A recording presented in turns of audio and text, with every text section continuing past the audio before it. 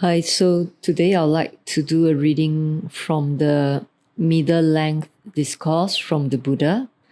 It's the middle length discourse number 8, titled Self-Effacement. So I have heard. One time, the Buddha was staying near Savatthi in Jeta's Grove, Anathapindika's monastery. Then in the late afternoon, Venerable Mahacunda came out of retreat and went to the Buddha. He bowed, sat down to one side, and said to the Buddha, "Sir, there are many different views that arise in the world connected with doctrines of the self or with doctrines of the cosmos. How does a mendicant who is focusing on the starting point give up and let go of these views?" Chunda, the Buddha, replied, "There are many different views that arise in the world connected with doctrines of the self or doctrines of the cosmos. A mendicant gives up and lets go of these views by truly seeing with right wisdom where they arise, where they settle in, and where they operate as, 'This is not mine, I am not this is not myself.' It's possible that a certain mendicant, quite secluded from sensual pleasures, secluded from unskillful qualities, might enter and remain in the first absorption, which has the rapture and bliss born of seclusion, while placing the mind and keeping it connected. They might think they are practicing self-effacement, but in the training of the noble ones, these are not called self-effacement. They are called blissful meditations in the present life.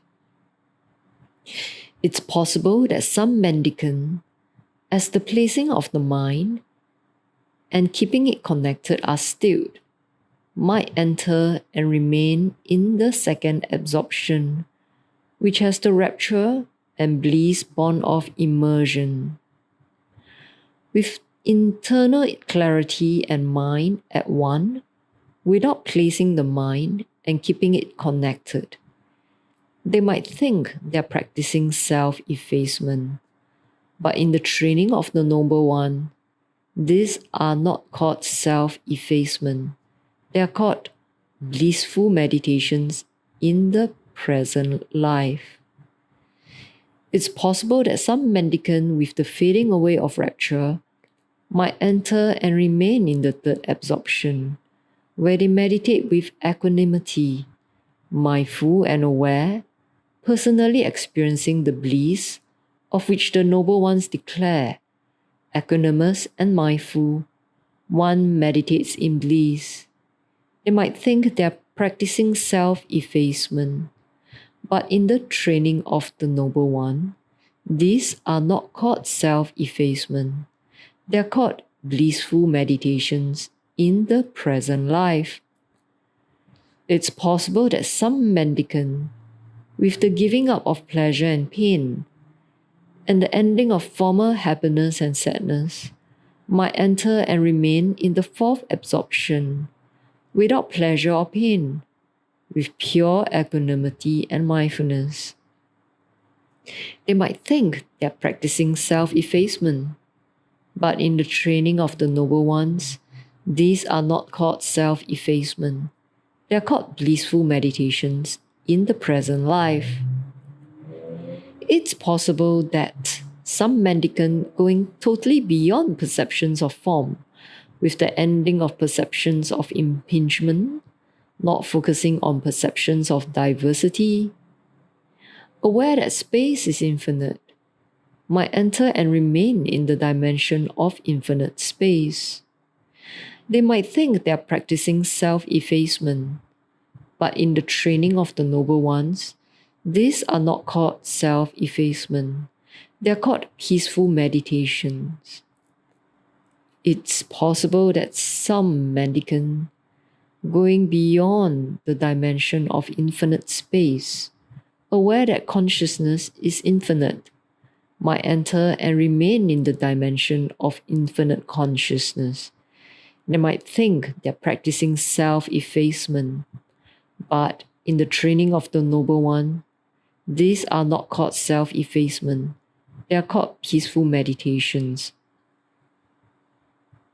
It's possible that some mendicant going totally beyond the dimension of infinite consciousness, aware that there is nothing at all, might enter and remain in the dimension of nothingness.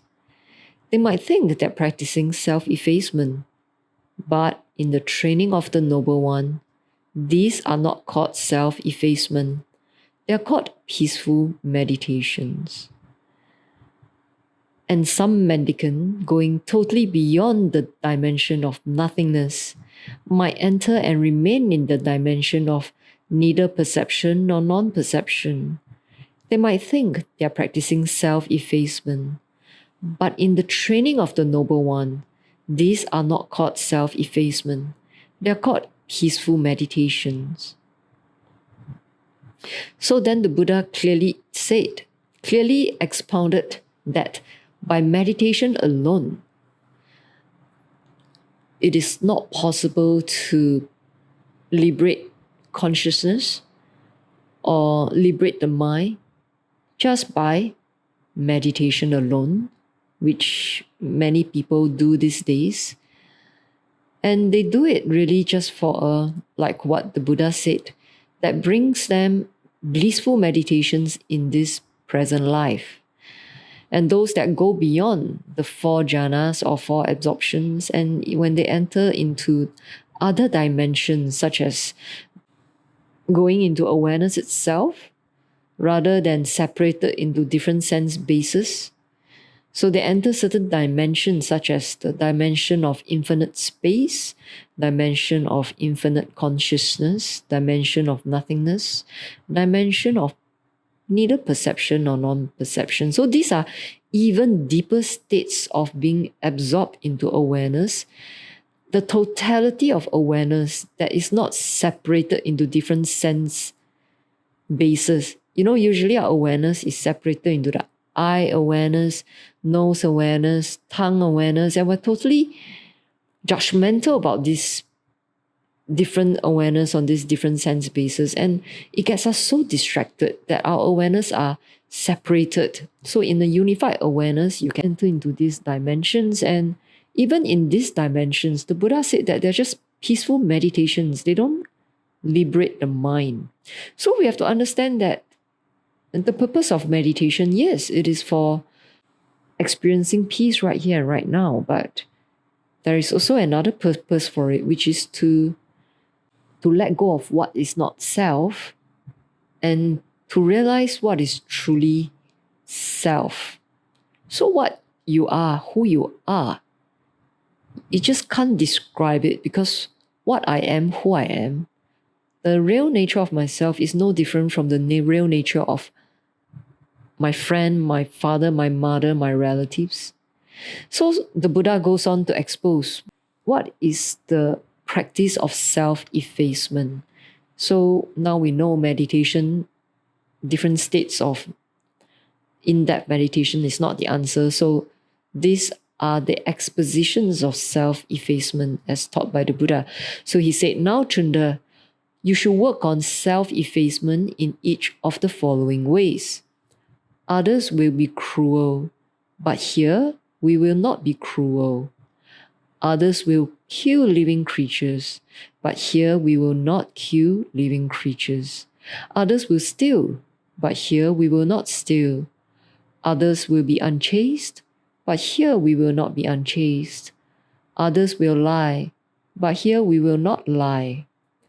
Others will speak divisively, but here we will not speak divisively. Others will speak harshly, but here we will not speak harshly. Others will talk nonsense, but here we will not talk nonsense. Others will be covetous, but here we will not be covetous. Others will have ill will, but here we will not have ill will. Others will have wrong view, but here we will have right view. Others will have wrong thought, but here we will have right thought. Others will have wrong speech, but here we will have right speech. Others will have wrong action, but here we will have right actions. Others will have wrong livelihood, but here we will have right livelihood. Others will have wrong effort, but here we will have right effort. Others will have wrong mindfulness, but here we will have right mindfulness. Others will have wrong immersion or samadhi, here we will have right immersion or samadhi. So another word for samadhi is stillness. Others will have wrong knowledge, but here we will have right knowledge. Others will have wrong freedom, but here we will have right freedom. Others will be overcome with dullness and drowsiness, but here we will be rid of dullness and drowsiness. Others will be restless, but here we will not be restless. Others will have doubts, but here we have gone beyond doubts. Others will be irritable, but here we will be without anger. Others will be hostile, but here we will be without hostility. Others will be offensive, but here we will be inoffensive. Others will be contemptuous, but here we will be without contempt. Others will be jealous, but here we will be without jealousy. Others will be stingy, but here we will be without stinginess. Others will be devious, but here we will not be devious. Others will be deceitful, but here we will not be deceitful. Others will be pompous, but here we will not be pompous. Others will be arrogant, but here we will not be arrogant. Others will be hard to admonish, but here we will not be hard to admonish. Others will have bad friends, but here we will have good friends. Others will be negligent, but here we will be diligent. Others will be faithless, but here we will have faith. Others will be conscienceless, but here we will have a sense of conscience. Others will be imprudent, but here we will be prudent. Others will be unlearned, but here we will be well learned. Others will be lazy, but here we will be energetic. Others will be unmindful, but here we will be mindful. Others will be witless, but here we will be accomplished in wisdom. Others will be attached to their own views, holding them tight and refusing to let go. But here we will not be attached to our own views, not holding them tight, but will let them go easily. So the Buddha continues about giving rise to thought. Chunda, I say that even giving rise to the thought of skillful qualities is very helpful, let alone following that path in body and speech. That's why you should give rise to the following thoughts. Others will be cruel, but here we will not be cruel. Others will kill living creatures, but here we will not kill living creatures. Others will be attached to their own views, holding them tight and refusing to let go. But here we will not be attached to our own views, not holding them tight, but will let them go easily. And he said, Chunda, suppose there was a rough path and another smooth path to get around it. Or suppose there was a rough ford and another smooth ford to get around it. In the same way, a cruel individual gets around it by not being cruel. An individual who kills gets around it by not killing. An individual who is attached to their own views, holding them tight and refusing to let go, gets around it by not being attached to their own views, not holding them tight, but letting them go easily. O Chunda, all unskillful qualities lead downwards, while all skillful qualities lead upwards. In the same way, a cruel individual is led upwards by not being cruel. An individual who kills is led upwards by not killing. An individual who is attached to their own views, holding them tight and refusing to let go, is led upwards by not being attached to their own views, not holding them tight, but letting them go easily.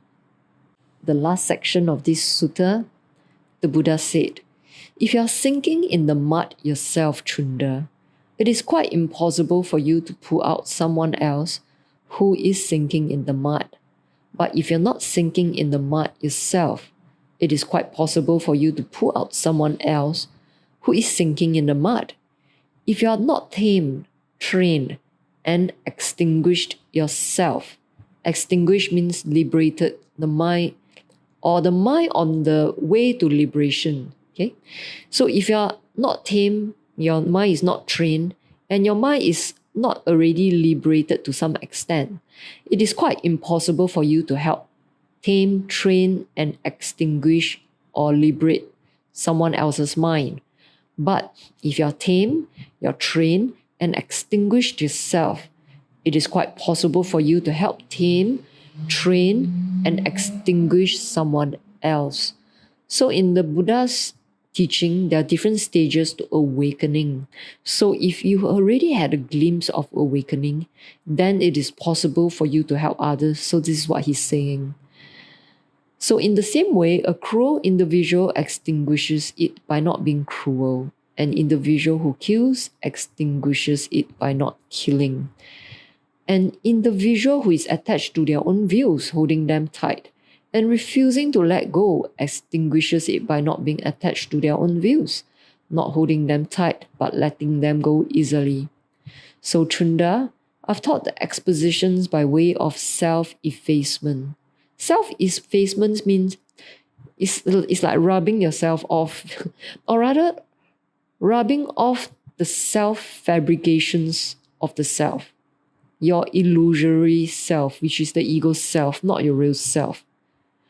So he has taught Chunda the expositions by way of self-effacement, giving rise to thought, the way around, going up, and extinguishing. Extinguishing means letting go of views, any sort of view, letting go of any sort of perception, while at the same time being kind by not being cruel, okay? For one who kills by not killing. So out of compassion, the Buddha said, I've done what a teacher should do, who wants what's best for their disciples. Here are these roots of trees, and here are these empty hearts. Practice absorption, Chunda. Don't be negligent. Don't regret it later. This is my instruction. So this is what the Buddha said. Satisfied, Venerable Mahacunda was happy with what the Buddha said. 44 items have been stated in this sutta, organized into 5 sections.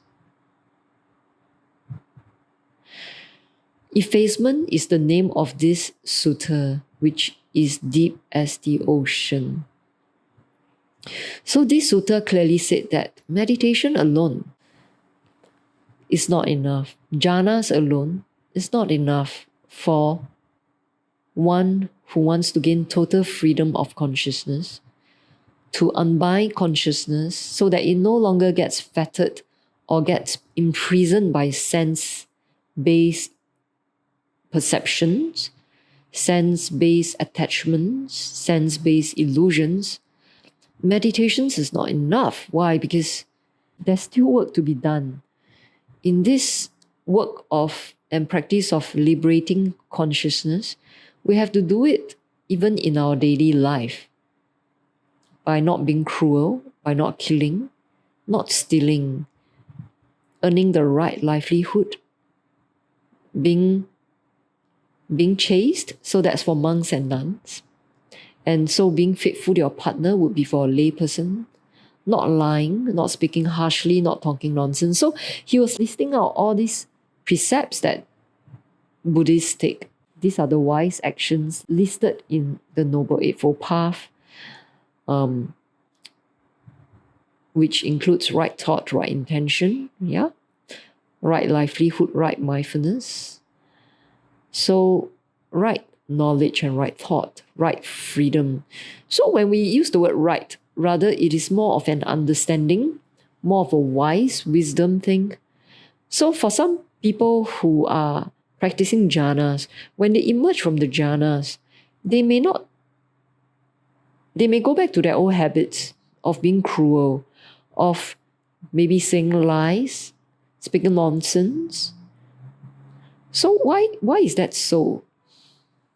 Because they have not fully understood the workings of their mind. They have not fully, in their daily life, tried to change or tame and train their mind from an unskillful quality, that means from its negativity, to skillful qualities, to the positivity. And by renouncing things, renouncing the negativity, the negative action, negative speech, negative mind. So without doing all of these things, right, this sutta clearly says that meditation alone is not enough. Right? So in the early Buddhist meditation, the word jhana is being emphasized a lot, and this is sort of the mind going very deep into being absorbed in the totality of awareness, and to an extent where a person is no longer able to hear what's surrounding them. They are no longer aware of any external going on. So this is quite a deep kind of meditation state, but it will not bring you to total release of consciousness towards liberation. Okay, so we've got to understand that for all religions, not just Buddhism, there is an understanding that beyond the mind that is so preoccupied by sense-based distractions and pleasures, such as watching movie, listening to music, eating good food. So these are all sense stimulations, and we're very distracted by that. But all religions in the world know that there is something beyond these preoccupations of the mind, that there is something within the mind. So in Buddhist tradition, some tradition call it the pure mind, pure consciousness. That is the nature of the mind that is unsullied, undistracted, untainted by the taints of sense, pleasures, and craving. And when our mind is no longer turned towards stimulating our senses all the time, we'll be able to discover something deep within that is of a divine nature. So you can call it by any name, but all of us share that same nature.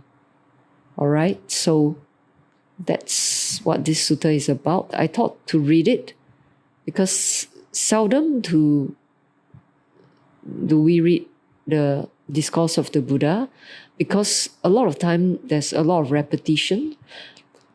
But the Buddha didn't repeat it just for repetition's sake. He repeated it so that his students can remember it. And most importantly, he always talked about the left and the right. Okay, so his teaching is non-dual. It's not of the world of duality, which is our normal mundane mind distracted by sense pleasure, where we cut our awareness up into different sense spaces. And that is not the correct view of the world of reality. So I just wanted to share my reflection on this sutta. So that's all for this recording today. Thank you very much.